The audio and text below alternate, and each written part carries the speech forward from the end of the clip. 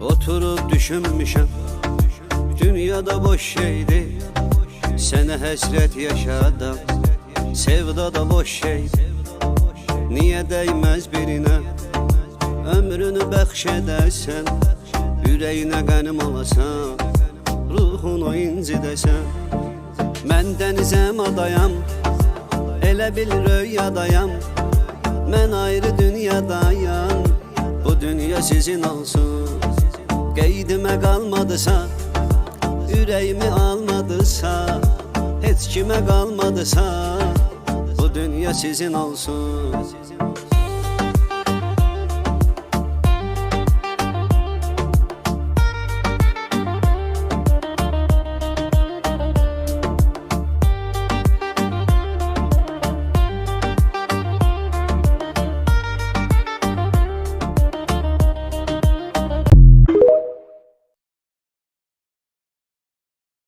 Oturup düşünmüşəm.